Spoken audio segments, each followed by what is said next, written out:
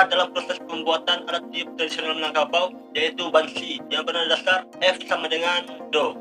Di dalam video itu sudah sangat jelas saya perlihatkan bagaimana proses dalam pembuatannya dan urutan dalam pembuatan versi saya sendiri. Di sini bisa teman-teman lihat bentuk dari bansi bernada dasar E sama dengan Do yang saya buat.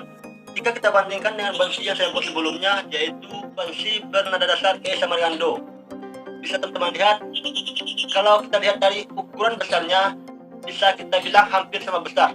Jika saya lihat dari dekat, ukuran besarnya hanya berbeda sedikit saja. Tapi yang sangat jelas yaitu dari ukuran panjangnya. Di sini bisa teman-teman lihat, yang ini adalah bansi bernada dasar F sama dengan Do, dan yang di bawah ini E sama dengan Do.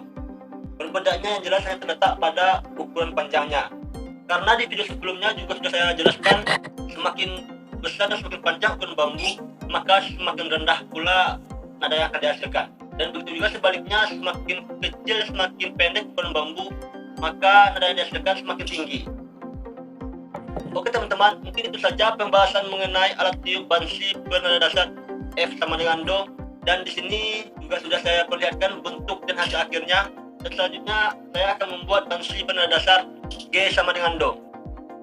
Nah teman-teman, mohon dukung terus channel ini agar bisa berkembang lebih baik untuk kedepannya dengan cara subscribe tombol merah ini dan aktifkan loncengnya, karena nantinya di akhir pembuatan alat tiup bansi Minang, yaitu C sama dengan Do tinggi, dan hasil dari proses pembuatan bansi ini akan saya bagikan untuk 3 orang.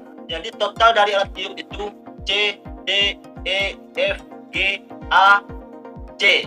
Jadi di akhir video mengenai tutorial pembuatan alat tiup akan saya buat bansi C sama dengan Do tinggi, dan dari hasil pembuatan itu akan saya bagikan kepada 3 orang nantinya.